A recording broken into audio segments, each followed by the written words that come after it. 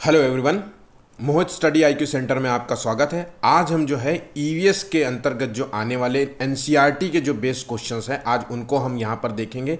Most important questions हैं, इसको miss मत कीजिएगा। एक एक क्वेश्चंस को ध्यान से गौर से सॉल्व करिएगा, बहुत ज़्यादा इंपॉर्टेंट है। आप किसी भी एग्जाम्स में आप देख लीजिए, आप मतलब सीटेट से लेकर के टेट से लेकर सुपर टेट आने वाला है, पीजीटी पीआरटी, चाहे कोई भी आप एग्ज़ाम देख लीजिए या अन्य स्टेट के एग्जाम्स देख लीजिए, उसमें जो है पर्यावरण से रिलेटेड क्वेश्चंस आते हैं और ज़्यादातर क्वेश्चंस जो होते हैं वो एनसीईआरटी बेस्ड होते हैं।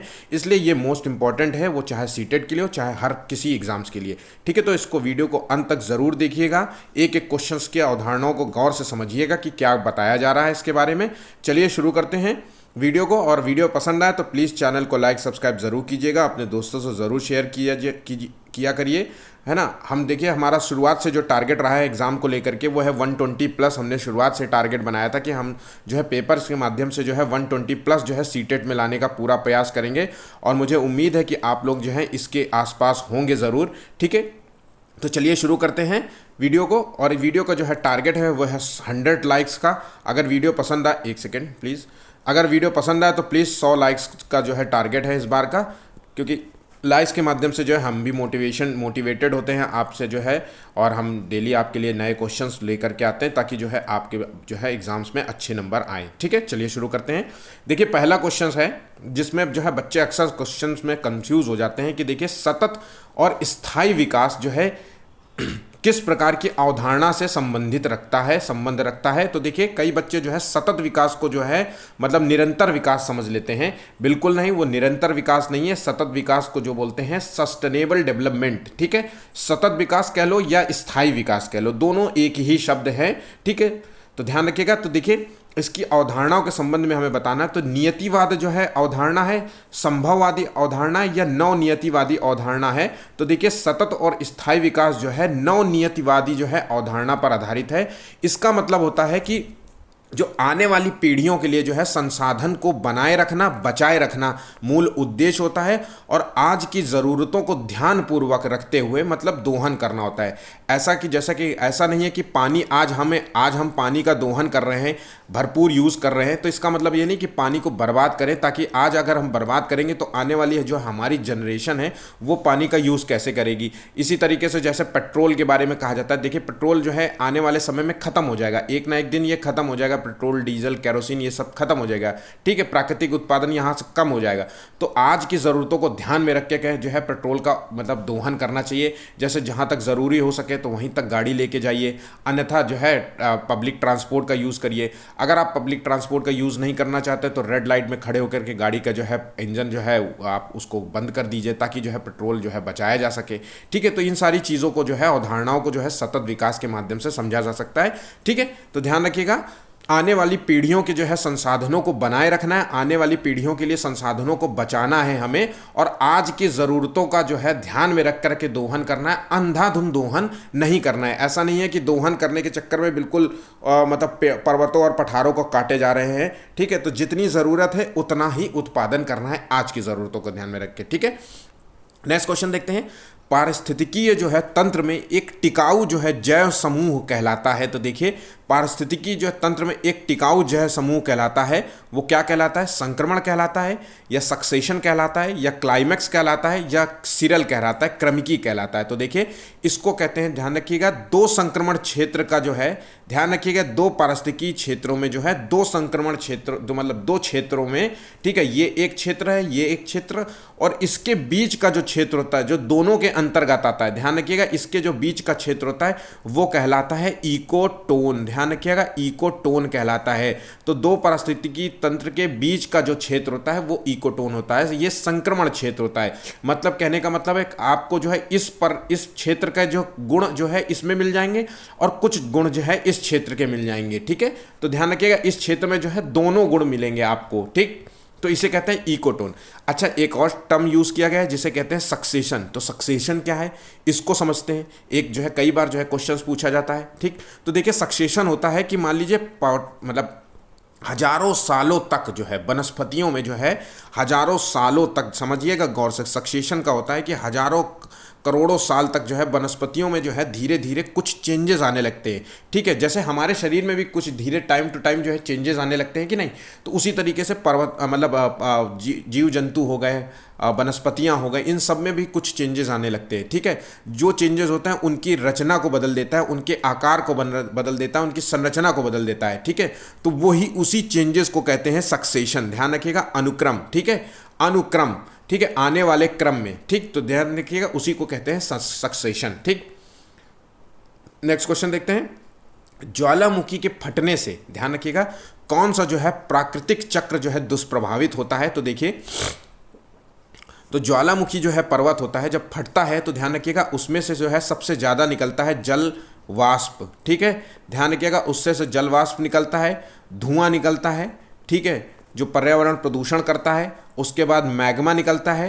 ठीक है, मैग्मा जब ये देखिए, ध्यान रखिएगा, कई बार जो क्वेश्चंस पूछा जाता है मैग्मा और लावा में अंतर क्या होता है, तो बच्चों आपको पता नहीं होगा शायद, या कुछ बच्चों को पता होगा। तो मैग्मा जो होता है, अगर पर्वत के अंदर जो भरा है, ध्यान रखिएगा, पर्वत के अंदर जो भरा है वो मैग्मा कहलाता है। और जब वो मैग्मा बाहर निकल आए, ठीक है, तो वो कहलाता है लावा। तो ध्यान रखिएगा, लावा कहलाता है। तो ये दोनों पॉइंट आप याद रखिएगा। ठीक है, तो जलवाष्प और ये, तो जब ये ज्वालामुखी फटता है तो जो धुआं गैसेस निकलती हैं, इससे निकलने वाली जो है गैसेस होती हैं, ध्यान रखिएगा, गैस होती हैं, वो गैस जो होती हैं वो फास्फोरस चक्र को सबसे ज़्यादा प्रभावित करती है। ध्यान रखिएगा, फास्फोरस चक्र को प्रभावित करती है, ये आपको याद रखना है। ठीक, हैदराबाद में स्थित जो है एक हुसैन सागर झील है, इंपॉर्टेंट है झीलों की दृष्टि से। मैं आपको कुछ दिनों में जो है आपको सारे इंडिया की जितनी भी झील्स हैं, ठीक है, उससे रिलेटेड जो है एक वीडियो मैं आपको अपलोड कर दूंगा। ठीक है, ध्यान रखिएगा। चलिए नेक्स्ट क्वेश्चन देखते हैं। तो हुसैन सागर झील जो है किस जीव में मतलब किस जीव की वृद्धि से जो है नष्ट हो रही है? तो देखिए, ठीक, तो देखिए, लेमना या हाइड्रिला या मगरमच्छ या जलकुंभी। तो देखिए, हुसैन सागर झील में जो है सबसे ज़्यादा जो है जलकुंभी आ गई है। ध्यान रखिएगा, ये जलकुंभी आ गई है। ठीक, जो उसके जो है प्रकृति को जो है पूरे झील को नष्ट कर रही है। ध्यान रखिएगा, उसके पूरी झील को नष्ट कर रही है। ठीक है, तो ये जलकुंभी होता क्या है तो समझते हैं। तो देखिए, ये पानी में तैरने वाला जो है एक पौधा है, पानी में तैरने वाला पौधा है। ठीक है, पानी में ये में नहीं है। ठीक है, पानी में जो है तैरने वाला पौधा है। ठीक, पानी में तैरने वाला पौधा है। ठीक है, ये पौधा जो है ये अमेजन नदी में ज़्यादा पाया जाता है। अमेजन जो है क्षेत्रों के पास है, अमेजन जो है क्षेत्र। और ये पौधा जलकुंभी लेकर के आए थे अंग्रेज़। ध्यान रखिएगा, ये अंग्रेज़ लेके आए थे सजावट के तौर पे, और ये सजावट के तौर पे अंग्रेज इन्हें लेकर के आए थे अपने पेड़ पौधों गमलों में लगाने के लिए। फिर धीरे धीरे क्या होता है कि इन मतलब ये जो पेड़ पौधे होते हैं, किसी ने नदी में फेंक दिया, किसी ने जो है मतलब कहीं पे फेंक दिया पानी में, और धीरे धीरे जो है ये पानी में जो है छेलने लगते हैं। छेलने लगते हैं तो पूरे जो है पूरी नदी झील को जो है पूरी तरीके से ऊपर ऊपर कवर कर देते हैं, मतलब एक भी प्रकाश की रोशनी नहीं जाने देते। ठीक है, इसलिए इनको जो है जल का आतंक भी कहते हैं। ध्यान रखिएगा, जल का आतंक भी कहते हैं। और सबसे ज़्यादा जो है जलकुंभी ने आतंक मचाया है वो है पश्चिम बंगाल के क्षेत्र में। ध्यान रखिएगा, पश्चिम बंगाल के नदियों के पास। ठीक, चलिए नेक्स्ट क्वेश्चन देखते हैं, आगे बढ़ते हैं। मरुस्थल में उगने वाले जो है पौधों को क्या कहते हैं? ध्यान रखिएगा, तो मोनोफाइट, जीरोफाइट, हाइड्रोफाइट और इनमें से कोई नहीं। तो देखिए, मरुस्थल में जो है उगते हैं उनको कहते हैं जीरोफाइट। ठीक है, जीरोफाइट। ठीक है, ये लिखते हैं, जीरो यहाँ से शुरुआत होती है। और हाइड्रोफाइट होते हैं जो मतलब जो है जल में उगने वाले पौधे होते हैं। ध्यान रखिएगा, जल में उगने वाले पौधे होते हैं हाइड्रोफाइट, और जीरोफाइट होते हैं मरुस्थल में उगने वाले। फिर इसको इस तरीके से याद कर लेते हैं, मतलब जीरो का मतलब होता है शून्य, और मरुस्थल में जो है ना आपको जल मिलेगा, ठीक, ना आपको पेड़ मिलेंगे, ना आपको जो है जीव जंतु ज़्यादा मिलेंगे, तो ये कुछ भी मिलते नहीं है। तो मतलब शून्य हो गया ना, मरुस्थल में आपको सब कुछ शून्य मिलेगा। तो जीरो फाइट का मतलब इससे आप याद रख से। और हाइड्रो मतलब जल होता है, इसको सिंपल से आप समझ सकते हैं, हाइड्रो मतलब जल। ठीक, नेक्स्ट क्वेश्चन देखते हैं। मरुस्थल जो है पादप अधिकतर जो है होते हैं। तो देखिए, इन जो है अधिकतर होते हैं वो होते हैं, आंसर देखिए क्या होगा, तो मरुस्थलीय जो है पौधे होते हैं वो ज़्यादातर पौधे मांसल होते हैं। मांसल का कहने का मतलब है ये जल को जो है अपने जड़ों में रखते हैं, जल को जो है अवशोषित कर लेते हैं। लिख देता हूँ मैं, अवशोषित कर लेते हैं, या फिर जो है इनके जो है तनों में या जड़ों में जो है जल इकट्ठा होता है। ठीक है, तनों में इकट्ठा होता है जल, तनों में जल होता है। ठीक, ज़्यादातर पौधे, क्योंकि देखिए जल मरुस्थल में जो है जल की कमी होती है, ठीक है। तो ये पौधे क्या होते हैं, जल की कमी होती है तो इनकी जड़ें होती हैं जल को ढूंढने के चक्कर में बहुत अंदर तक ज़मीन के अंदर चली जाती। कई कई पेड़ तो ऐसे होते हैं जो 300 फुट तक जो है अंदर चली जाती, धरती के अंदर जहाँ पानी मिलता हो। मतलब ये उतनी ढूंढते हुए पानी को जो है ढूंढते ढूंढते उसकी नमी को ढूंढते ढूंढते 300 फीट तक चली जाती है। उसका बेस्ट उदाहरण है रेगिस्तानी ओक, जो ऑस्ट्रेलिया में पाया जाता है। ध्यान रखिएगा, रेगिस्तानी ओक जो है ये मरुस्थलीय पौधा है, पेड़ है, जो है ऑस्ट्रेलिया में पाया जाता है और इसके तने में जो है जल इकट्ठा होता है। ध्यान रखिएगा, ठीक है। तो इसको मांसल पौधे कहते हैं। नेक्स्ट क्वेश्चन देखते हैं। लवणीय जो है मृदा, ध्यान रखिएगा, लवणीय मिट्टी में, लवण युक्त मिट्टी में जो है उगने वाले पौधों को क्या कहते हैं। मैंने आपको बताया कि जो है मरुस्थल में उगने वाले पौधे, उसी तरीके से जो है लवण जो है युक्त जो है, जहाँ पे नमक की मात्रा ज़्यादा होती है, लवणता ज़्यादा होती है, वहाँ पे उगने वाले पौधों को क्या कहते हैं। तो हेलोफाइट कहते हैं, या कैज़्मोफाइट, या लिथोफाइट, या ऑक्सीलोफाइट। तो देखिए ऐसे पौधों को हेलोफाइट कहते हैं। ध्यान रखिएगा, हेलोफाइट कहते हैं। अब देखिए मैं इसको याद करने का आपको तरीका बताता हूँ। लवण मतलब होता है नमक एक तरीके से, ठीक है। तो हम ऐसा मान लेते हैं कि लवण है एक नमकीन जैसा, ठीक है। लवण होता है नमकीन जैसा, ठीक है, नमकीन। और जब हमारे घर में कोई आता है तो जो है हम किसी का गेस्ट का स्वागत करते हैं हेलो से, ठीक है। हम गेस्ट का स्वागत करते हैं हेलो से और उसको है हम चाय और नमकीन देते हैं, चाय और नमकीन खिलाते हैं।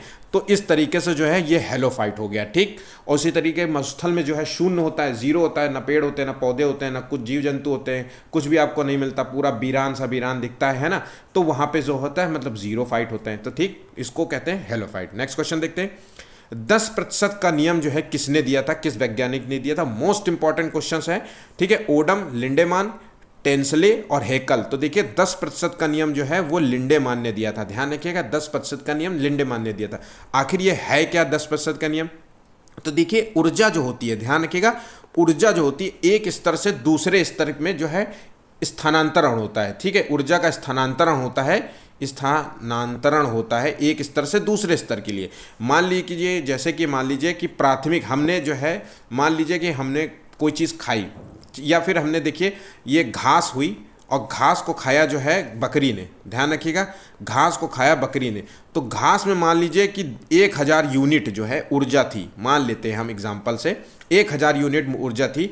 तो इसका जो है 10% जो है ऊर्जा, ध्यान रखिएगा, इसका केवल 10% जो है ऊर्जा कवर करेगी, मतलब 100 यूनिट। ध्यान रखिएगा, 100 यूनिट जो है ऊर्जा जो है ले पाएगी, मतलब बकरी जितनी भी घास खाएगी, ठीक है, उसका जो है 100 यूनिट ही ऊर्जा अपने अंदर समा पाएगी।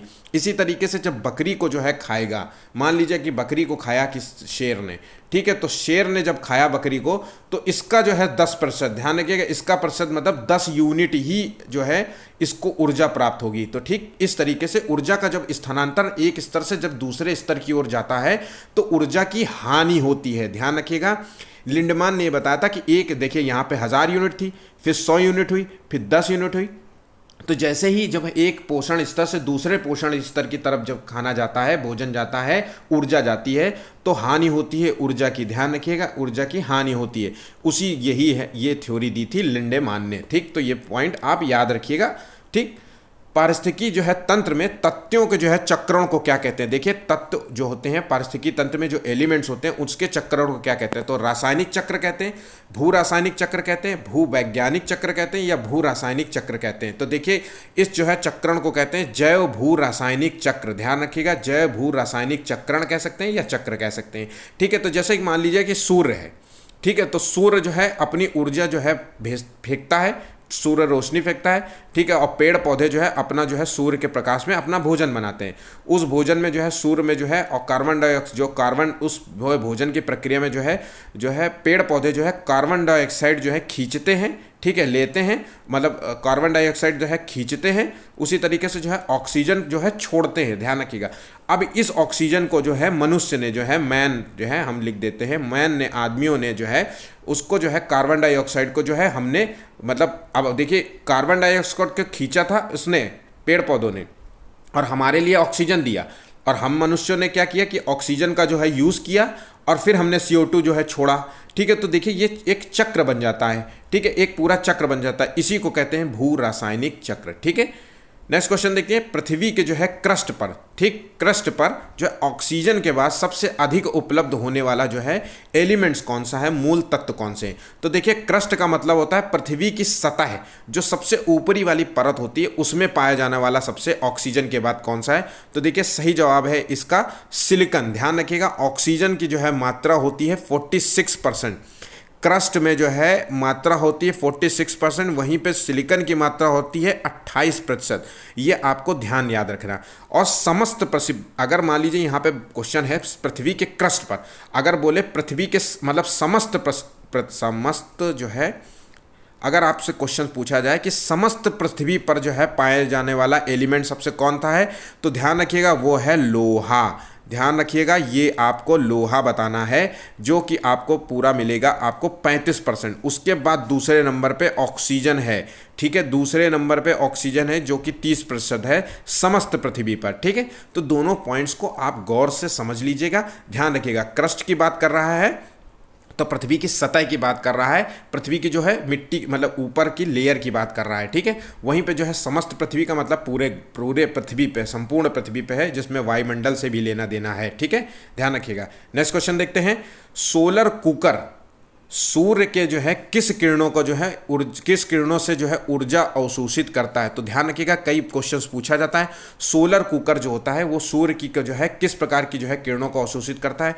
तो वो परावैंगनिक किरणों को अवशोषित करता है, या जो है दृश्य प्रकाश किरणों को अवशोषित करता है, या अवरक्त किरणों को अवशोषित करता है, या दीर्घ तरंगों को अवशोषित करता है। तो देखिए सोलर जो है कुकर होता है वो अवरक्त किरणों को यूज करता है, इंफ्रारेड किरणों का यूज करके जो है भोजन बनाता है। ध्यान रखिएगा इंफ्रारेड किरणों का यूज करता है, ना कि परावैंगनी। ध्यान रखिएगा कई बच्चे जो है परावैंगनी किरणों को लगा देते हैं, या लॉन्ग वेव ना, ठीक। तो ये दोनों ही आंसर गलत हैं।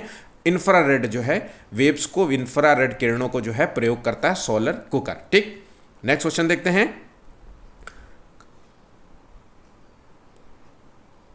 दक्षिण अफ्रीका का जो है चौड़ा वृक्ष रहित घास, ध्यान रखिएगा उसको मैदान को क्या कहते हैं। इस मतलब दक्षिण अफ्रीका में जो है एक घास का मैदान पाया जाता है, और उसको क्या कहते हैं। ये घास के मैदान अक्सर जो है एग्जाम्स में पूछे जाते हैं, और एग्जाम्स चाहे कोई भी ले लीजिए, छोटे से छोटा और बड़े से बड़ा एग्जाम्स में जो है इनके नाम पूछे जाते हैं। तो देखिए दक्षिण अफ्रीका में जो उगने वाली जो है घास होती है, ये घास के मैदान होते हैं, बहुत विस्तृत जो है क्षेत्र में, जैसे हमारे पार्किंग लॉट में जो है, पार्किंग जो है एरिया में जो है घास उगते हैं, उसी तरीके से जो है ये घास होती है। तो इस घास के, बड़े घास के मैदान को क्या कहते हैं। तो सेल्वा कहते हैं, पंपास कहते हैं, प्रेरी कहते हैं, स्टेपीज कहते हैं। तो देखिए इसको क्या कहते हैं, तो इसका सही जवाब देना है, तो देखिए प्रेरी, पंपास। तो देखिए दक्षिण अफ्रीका में उगने वाली जो है घास होती है उसे कहते हैं पंपास, और प्रेरी जो होती है वो उत्तरी अमेरिका में उगती है। ध्यान रखिएगा उत्तरी अमेरिका में उगने वाली घास होती है प्रेरी। तो ध्यान रखिएगा प्रेरी और पंपास जो होती है उत्तरी अमेरिका और दक्षिण अमेरिका में उगने वाली होती है, ठीक है। वहीं पे ऑस्ट्रेलिया, ध्यान रखिएगा ऑस्ट्रेलिया में उगने वाली जो घास होती है उसे कहते हैं डाउन्स, ठीक। तो ये पॉइंट भी आप याद रखिएगा। उसी तरीके से दक्षिण अफ्रीका में उगने वाली जो है घास होती है उसे कहते हैं वेल्ड, ठीक है, वेल्डन जैसे होता है ना, वेल्ड। और उसी तरीके से जो होती है मध्य अफ्रीका में जो है ये कौन सी घास होती है, ये घास होती है सवाना घास। ध्यान रखिएगा ये घास होती है सवाना घास, ठीक है। तो याद रखिएगा ये चीज़ भूलिएगा नहीं, मोस्ट इंपॉर्टेंट क्वेश्चन है, ठीक। भारतीय वन प्रबंधक जो है संस्थान भारत में कहाँ स्थित है। तो देखिए ये भारत में जो है प्रबंधन कहाँ होता है वनों का, तो देहरादून, भोपाल और जो है हरिद्वार या अल्मोड़ा। तो देखिए भारतीय वन प्रबंधन जो है संस्थान है स्थित है भोपाल में, ठीक है। पाल इसमें लिखा है, पाल मतलब पालना, प्रबंधन मतलब एक तरीके से किसी चीज़ का ऑर्गेनाइज करना, तो ठीक है। तो इस तरीके से आप याद रखें, ठीक। और देहरादून में जो है वन शोध केंद्र है तो वो देहरादून में है। ध्यान रखिएगा भारतीय वन शोध केंद्र कहाँ है, ठीक है, तो वो देहरादून में है, और प्रबंधन संस्थान कहाँ है, वो भोपाल में है। तो ये पॉइंट आप याद रखिएगा। सागरीय जो है बायोम को जो है प्राथमिक उपभोक्ता किसे कहते हैं। सागरीय बायोम में जो है प्राथमिक उपभोक्ता किसे कहते हैं। तो देखिए फाइटोप्लैंक्टन और जूप्लैंक्टन, नेक्टन जो है, या बेंथस। तो देखिए सागर में, ध्यान रखिएगा सागर में, इस जैसे कि जैसे कि मान लीजिए मिट्टी में उगने वाले जो होते हैं उपभोक्ताएं होते हैं, प्राथमिक उपभोक्ता, द्वितीय उपभोक्ता, है ना, पृथ्वी पे, ठीक है। घास के मैदान होते हैं, फिर घास को खाती है बकरी। इस तरीके से जो है सेम जो है बायोम होता है, पूरा जो है सिस्टम चलता है सागर में। तो सागर में जो प्राथमिक उपभोक्ता कहलाते हैं उसे कहते हैं फाइटोप्लैंक्टन। ध्यान रखिएगा, ये होते हैं शैवाल टाइप जो होते हैं, शैवाल होते हैं, ध्यान रखिएगा, ये शैवाल होते हैं, ठीक। तो ये छोटे छोटे जो है जल में उगने वाले पौधे होते हैं, जलीय पौधे होते हैं, ठीक है, जलीय पौधे होते हैं, ठीक है, पौधे होते हैं जिनका जो है शैवाल को जो है इन जलीय पौधों को जो है जीव जंतु जो है इसको खाते हैं, ठीक है। तो ध्यान रखिएगा, इसको फाइटोप्लैंक्टन कहते हैं। और बेंथस जो होते हैं ये सबसे सागर की सबसे जमीन जो होती है, सागर की सतह होती है, ध्यान रखिएगा, सतह में मिलने वाले जो है आपको जो है जीव जंतु होते हैं, उनको जो है अगर क्वेश्चन पूछ ले कि सागर की सतह में पाए जाने वाले जीव जंतु होते हैं उनको क्या कहते हैं, तो उनको कहते हैं बेंथस। ध्यान रखिएगा, उनको बेंथस कहते हैं, ये सतह पर पाए जाने वाले होते हैं, ठीक। और प्राथमिक उपभोक्ता कहलाते हैं फाइटोप्लैंक्टन, ठीक। नेक्स्ट क्वेश्चन देखते हैं। उत्तर प्रदेश में जो है नवाबगंज जो है पक्षी विहार जो है कहाँ पर स्थित है? तो देखिए ये नवाबगंज जो है पक्षी विहार कहाँ पर स्थित है, मोस्ट इंपॉर्टेंट क्वेश्चन है। अदर स्टेट्स के एग्जाम में, यूपी ट्रिपल एससी में जो है अक्सर पूछा जाने वाला एग्जाम है। तो गाजियाबाद जनपद में, रायबरेली जनपद में, गोंडा जनपद में या उन्नाव जनपद में? तो देखिए नवाबगंज जो है पक्षी विहार स्थित है, ये उन्नाव जनपद में स्थित है, ध्यान रखिएगा, उन्नाव जनपद में स्थित है, ठीक है।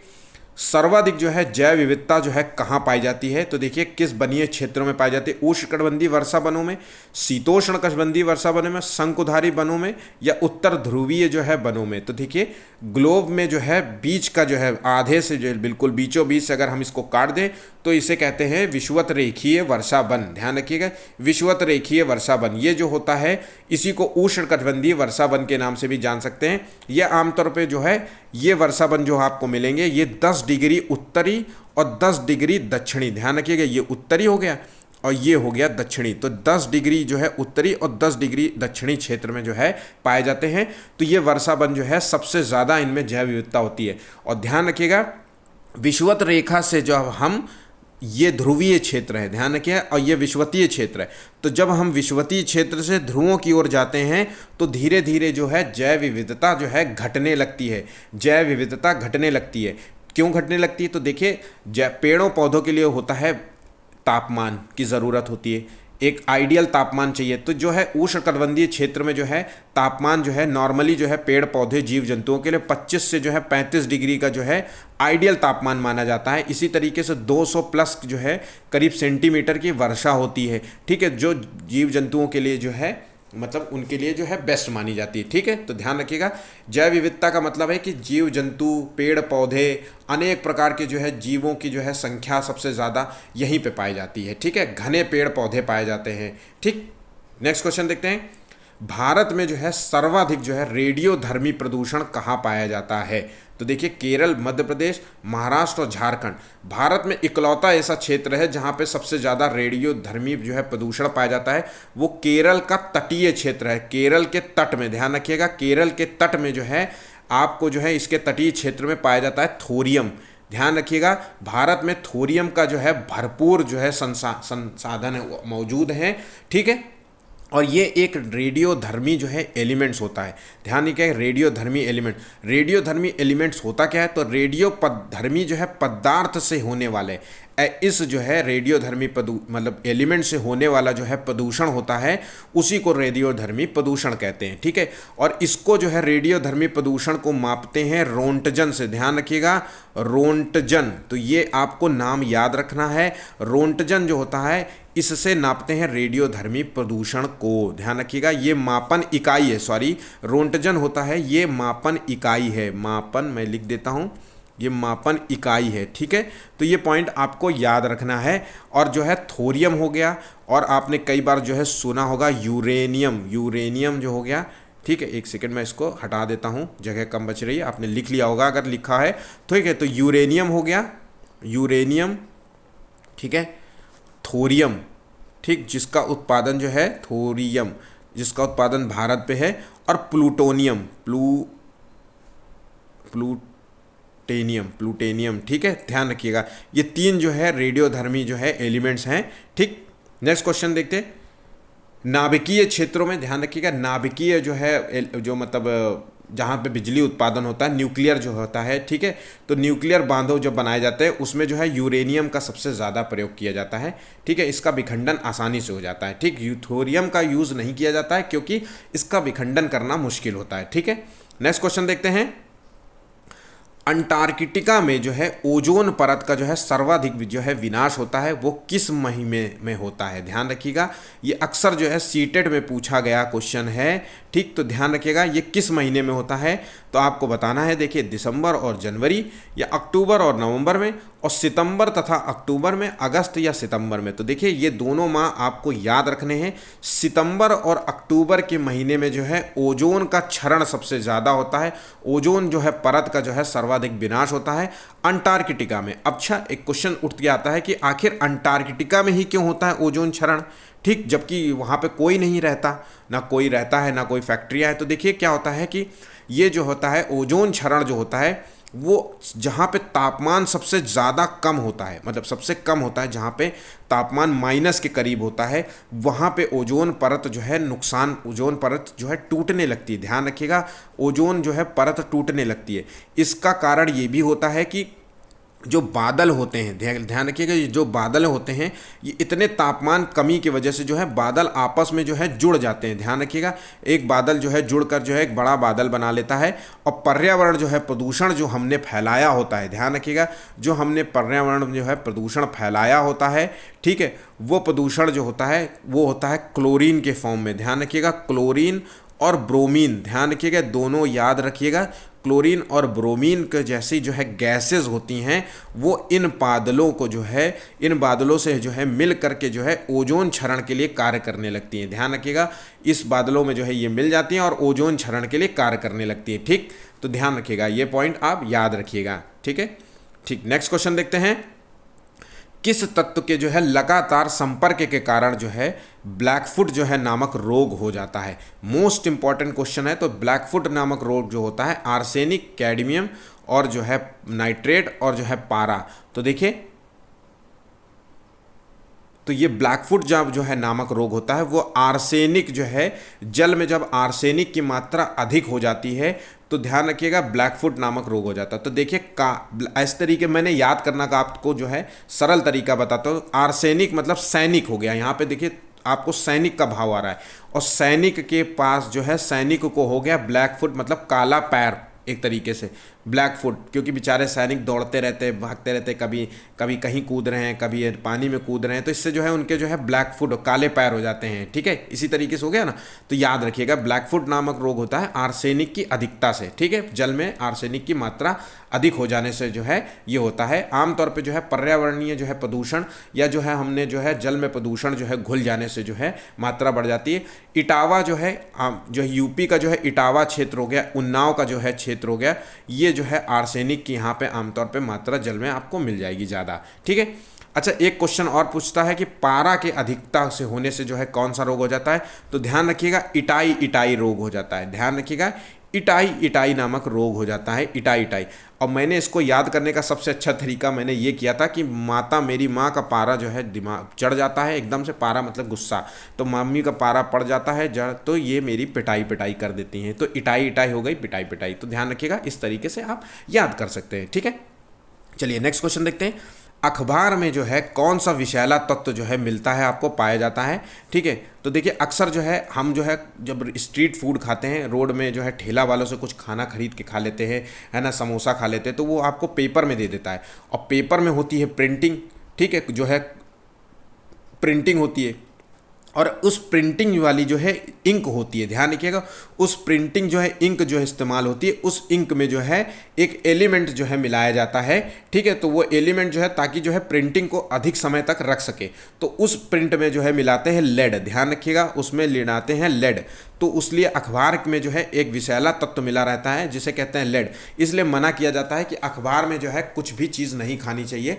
कभी कदार हो गया तो ठीक है, ज़रूरत है, लेकिन बार बार ऐसा नहीं कि डेली जो है आपका बाहर खाना हो तो जो है वहाँ अखबार से जो है अखबार में डाल डाल के नहीं खाना चाहिए, ठीक है।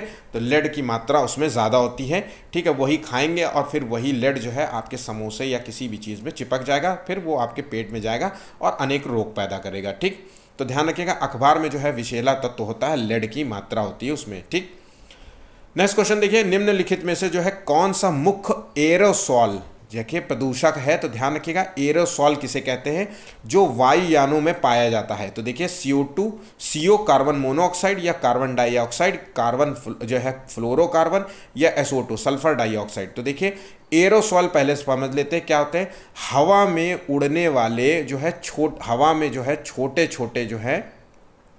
छोटे छोटे कण होते हैं, जो हमारी आंखों को नहीं दिखेंगे, जो बहुत बारीक होते हैं, जो सांस लेते हुए नाक में चले जाते हैं। ठीक है, हवा में जो है छोटे छोटे जो है कण होते हैं, या प्रदूषण इसे कहते हैं, प्रदूषक होते हैं आमतौर पे। ठीक है, वो एलिमेंट्स होते हैं जो हमारे सांस लेने पे जो है हो जाते हैं, और ये वायुयानों में पाया जाता है। ये होता है फ्लोरोकार्बन, ध्यान रखिएगा फ्लोरोकार्बन जो होता है वो मुख्य रूप से एरोसॉल कहलाते हैं। ठीक है, तो ये ध्यान रखिएगा। एरोसॉल कभी कभी पूछते हैं कि एरोसॉल क्या होता है। ठीक है, तो ध्यान रखिएगा, कई जो है बच्चे जो है उसको मिट्टी समझ लेते हैं, सॉइल जैसा, लेकिन सॉइल होता है ना, सॉइल को मिट्टी कहते हैं, तो इसलिए हवा में उड़ने वाले जो है प्रदूषक होते हैं, छोटे छोटे कण होते हैं। ठीक, नेक्स्ट क्वेश्चन देखते हैं, निम्नलिखित में से जो है कौन सा जो है गैस समूह जो है ग्रीन हाउस जो है इफेक्ट में योगदान देता है। तो देखिए ग्रीन हाउस गैस इफेक्ट होता क्या है, तो ये इसको समझ लेते हैं। तो ग्रीन हाउस गैस इफेक्ट ऐसी गैस है जिससे जो है पृथ्वी का जो है, ध्यान रखिएगा, इसके प्रभाव से जो है पृथ्वी का जो है तापमान जो है बढ़ने लगता है। ध्यान रखिएगा, आज देखिए कितनी जो है गर्मी लगती है, आज जो है धूप कितनी ज़्यादा लगती है, आज जो है तापमान देखिए कितना बढ़ चुका है। आमतौर पे 45, 43, 44 डिग्री तो नॉर्मल सी बात होती है। ठीक है, तो ये क्यों होता है, तो ये जो होता है ये ग्रीन हाउस गैस इफेक्ट के कारण होता है। तो पृथ्वी का ऐसी गैसेस जो है पृथ्वी के तापमान को बढ़ा देती हैं, उसी को ग्रीन हाउस गैस इफेक्ट कहते हैं, प्रभाव कहते हैं।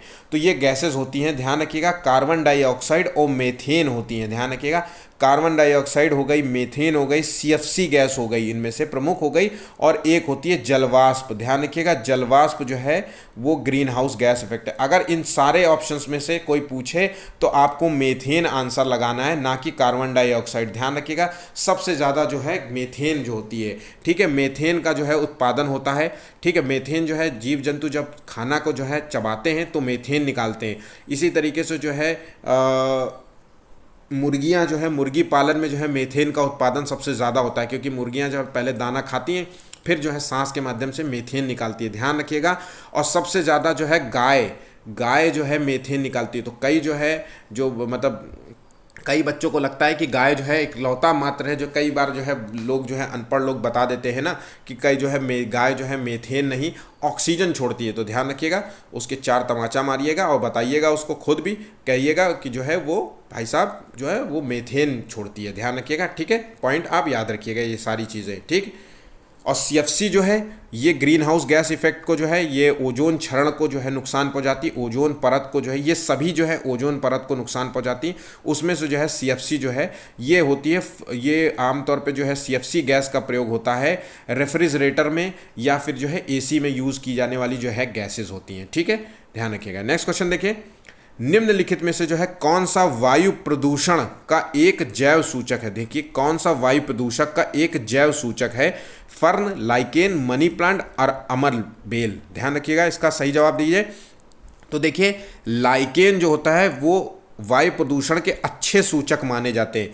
अगर जहाँ पे भी वायु प्रदूषण होगा वहाँ लाइकेन नहीं होगा। ध्यान रखिएगा, गौर से बात को समझिएगा, जहाँ पे वायु प्रदूषण होगा वहाँ लाइकेन नहीं होगा, और जहाँ पे वायु प्रदूषण नहीं होगा, स्वच्छ वातावरण होगा, ठीक है, वहाँ पे वायु प्रदूषण वहाँ पे जो है लाइकेन उगे होंगे। ध्यान रखिएगा, लाइकेन हमेशा शुद्ध हवा में उगते हैं, ये प्रदूषण को बर्दाश्त नहीं कर पाते हैं। ठीक है, और कार्बन डाइऑक्साइड, CO2 और जो है अन्य भारी गैसों को, अन्य भारी एलिमेंट्स को, तत्वों को, धातुओं को, ठीक है, ये अवशोषित कर लेते हैं। ध्यान रखिएगा, अवशोषित करते हैं।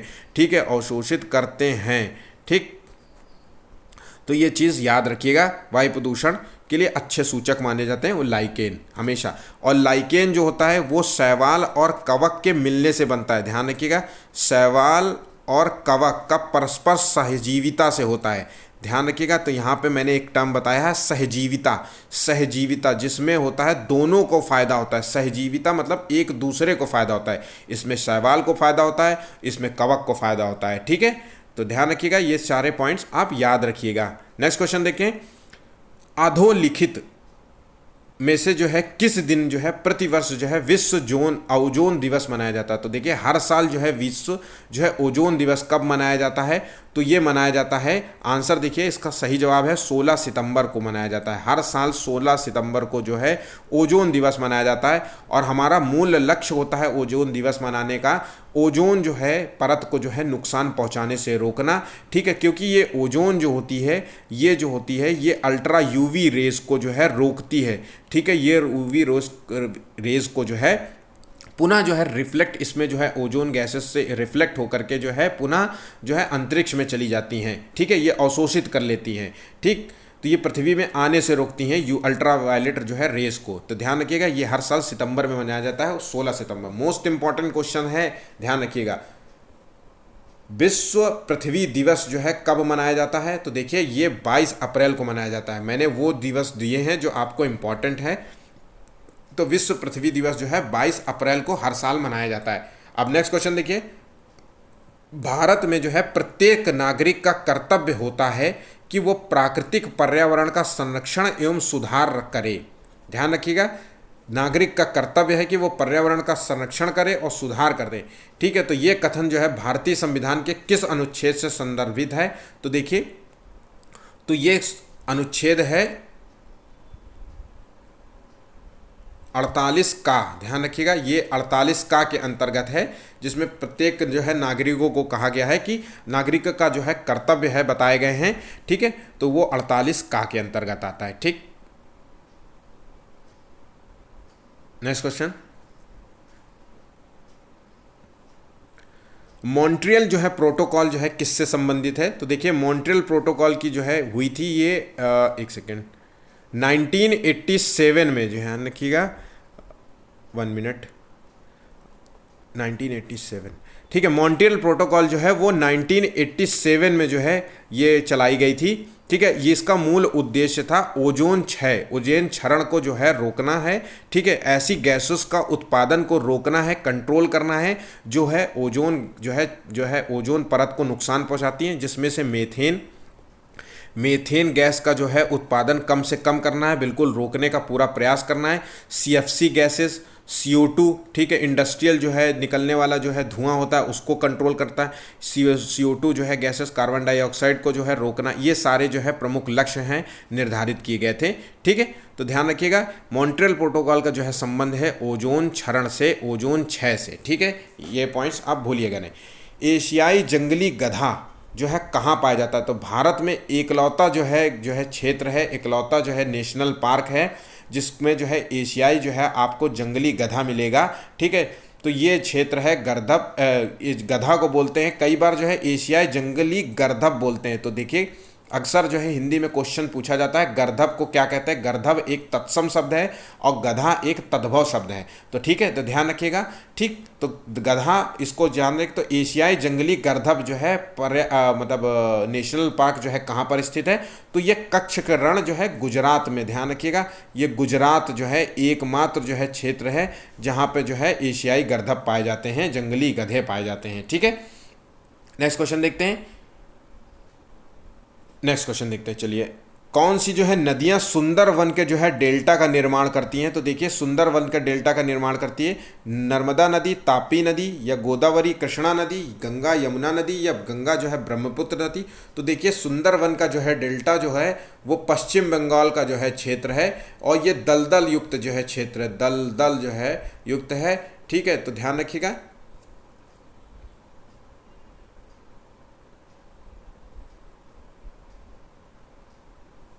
हाँ ठीक है, तो ये दलदल युक्त क्षेत्र है और ये जो है आपको जो है ये गंगा और ब्रह्मपुत्र जो है नदी क्षेत्र है, यहाँ पे ज़्यादा मिलता है।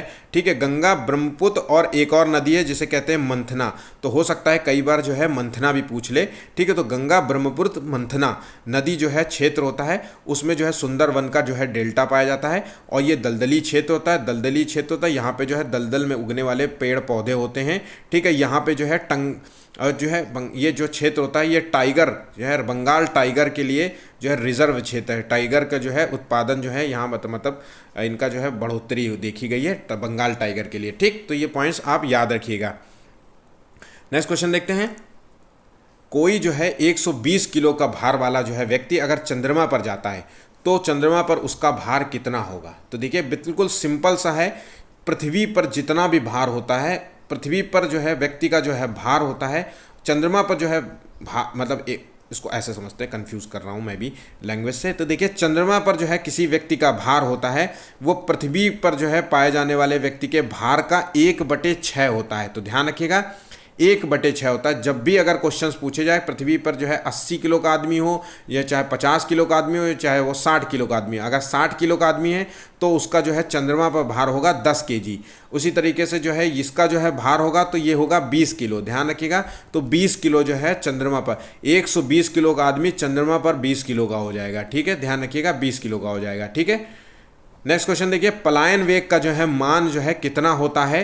तो देखिए पलायन वेग को कहते हैं escape velocity, escape velocity, velocity. ठीक है, ये आखिर होता क्या है। तो देखिए एस्केप वेलोसिटी मतलब होता है अगर हम पृथ्वी के जो है सतह से हम किसी वस्तु को जो है किसी वस्तु को जो हम 11 किलोमीटर, ध्यान रखिएगा 11 किलोमीटर प्रति सेकंड, ध्यान रखिएगा 11 किलोमीटर प्रति सेकंड की रफ्तार से अगर हम किसी चीज़ को पृथ्वी की सतह से आसमान की ओर फेंक दें, ध्यान रखिएगा आसमान की ओर फेंक दें, तो वो जो है वस्तु जो है वो या पिंड हो गया या गेंद हो गया, कुछ भी हो गया, वो पुनः जो है हमारी जो है पृथ्वी की सतह पर जो है नहीं गिरेगी, वो अंतरिक्ष में चली जाएगी। ध्यान रखिएगा वो अंतरिक्ष में। तो इस किसी वस्तु का जो है पलायन वेग जो होता है, अगर हमें किसी चीज़ को जो है अंतरिक्ष में भेजना है, फेंकना है, तो हमें 11.2 किलोमीटर प्रति सेकेंड, ना कि मीटर प्रति सेकेंड। अक्सर जो है कंफ्यूज हो जाते हैं, मैं भी कई बार जो है कंफ्यूज हो जाता हूँ, इसलिए मैं आपको इन चीज़ों को बता देता हूँ कि जिन चीज़ों में आपको कंफ्यूज हो। तो ध्यान रखिए किलोमीटर प्रति सेकेंड की रफ्तार से अगर हम किसी चीज़ को फेंक दें अंतरिक्ष में तो वो पुनः जो है धरती पर वापस नहीं आएगी। ठीक है, सिंपल शब्द में आपको बता दिया है। मृत सागर की जो है लवणता सबसे अधिक पाई जाती है और इसमें जो है वस्तुएं डूबती नहीं है। ध्यान रखिएगा अगर आप मृत सागर में जो है कूद जाएं तो ध्यान रखिएगा इसमें जो है आप तैरेंगे, डूबेंगे ही नहीं। ध्यान रखिएगा डूबने का तो कोई सवाल ही नहीं उठता। तो ये जो है सागर किस महाद्वीप में पाया जाता है। तो देखिए यूरोप, एशिया, ऑस्ट्रेलिया, अफ्रीका। तो देखिए ये महाद्वीप है एशिया महाद्वीप। ध्यान रखिएगा मृत सागर, जहाँ पे देखिए सागर में लवणता आमतौर पे तो सभी को पता है कि सागर में जो है लवणता सबसे ज़्यादा पाई जाती है, लेकिन इन सागरों में भी जो है कोई जो है क्षेत्र है जिसको कहते हैं मृत सागर। ध्यान रखिएगा मरा हुआ सागर इसको इसीलिए बोलते हैं। ये मृत सागर में जो है लवणता सबसे अधिक होती है। ध्यान रखिएगा सोडियम क्लोराइड की मात्रा सबसे अधिक पाई जाती है। ठीक है, तो इसमें जो है लवणता सबसे अधिक होने के कारण जो है इसमें वस्तुएं डूबती नहीं हैं। और ये जो है एशिया का जो है क्षेत्र है, ये कहाँ पे है मृत सागर पाया जाता है, तो ये है जॉर्डन। ध्यान रखिएगा जॉर्डन इजराइल के बीच स्थित है। ध्यान रखिएगा जॉर्डन और इजराइल के जो है मध्य स्थित है मृत सागर। ठीक है, इसका जो है पानी इतना सघन होता है कि कोई भी चीज़ इसमें आसानी से तैर सकती है। ठीक है, नेक्स्ट क्वेश्चन देखते हैं, ताजमहल के पीले होने का क्या कारण है, किस चीज़ के लिए जिम्मेदार है। तो देखिए ताजमहल, आप ये तो समझ गए होंगे कि ताजमहल जो है पर्यावरणीय प्रदूषण के कारण पीला हो रहा होगा, पर पर्यावरणीय जो प्रदूषण है वो किस गैस के इफेक्ट के कारण हो रहा है, वायु प्रदूषण के कारण हो रहा है।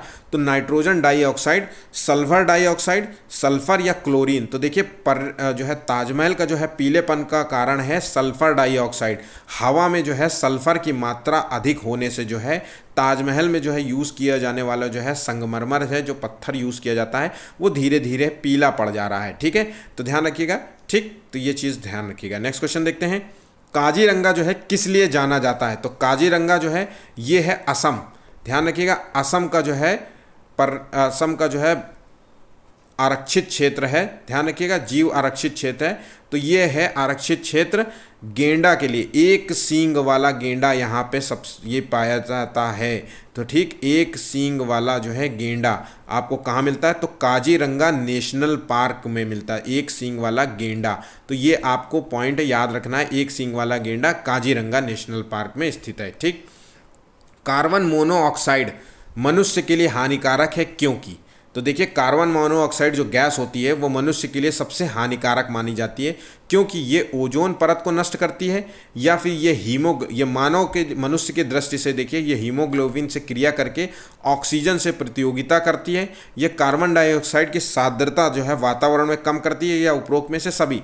तो मनुष्य की दृष्टि से जो है ये हानिकारक होती है। ये मनुष्य अगर किसी भी मनुष्य के शरीर में जो है कार्बन मोनोऑक्साइड जो है चली जाए, तो ये जो ब्लड में जो है, ब्लड में ध्यान रखिएगा, ब्लड में जो है ऑक्सीजन होता है, ठीक है, ब्लड में ऑक्सीजन होता है, ठीक है। तो ब्लड में जो ऑक्सीजन होता है उसकी जो है मात्रा को कम कर देती है और धीरे धीरे ब्लड से जो है ऑक्सीजन को हटा देती है और कार्बन मोनोऑक्साइड उसके शरीर में बहने लगती है।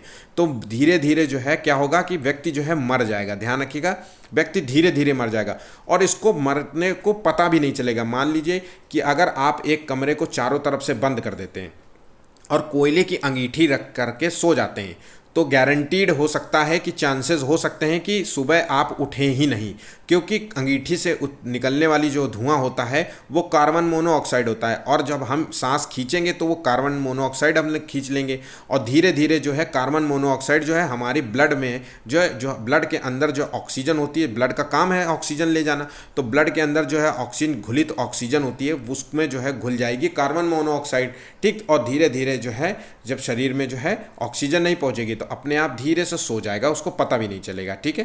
तो ये पॉइंट आप याद रखिएगा। नेक्स्ट क्वेश्चन देखिए, डाबसन जो है इकाई का जो है प्रयोग किया जाता है, तो डाबसन इकाई का जो है यूनिट जो है किस चीज़ के लिए मापी जाती है, तो पृथ्वी की जो है मोटाई मापने के लिए, या ओजोन परत की जो है मोटाई मापने में, या हीरे की मोटाई मापने में, या शोर की मापने में। तो देखिए डाबसन जो है यूनिट होती है वो ओजोन परत की मोटाई मापने के लिए किया जाता है, ध्यान रखिएगा, मोटाई मापने के लिए किया जाता है, वो भी ओजोन परत, तो ठीक। और शोर के लिए मापने के लिए जो होता है वो डीबी डेसिबल में नापते हैं, ठीक है, इसको डीबी में नापते हैं, ठीक। नेक्स्ट क्वेश्चन देखते हैं, फ्लाई ऐश एक प्रदूषक जो है दहन उत्पादक है जो प्राप्त होता है किसके जलाने से। तो देखिए फ्लाई ऐश जो है वो प्राप्त होता है किसके जलाने से, वो कोयले को जलाने से, या चारकोल लकड़ी को जलाने से, डीजल को जलाने से, सीएनजी को जलाने से। तो देखिए पत्थर के कोयले मतलब कोयला को जो है जलाने से जो है फ्लाई ऐश का जो है दहन होता है, ये एक जो है वायु प्रदूषक है, ध्यान रखिएगा, ठीक है, ध्यान रखिएगा।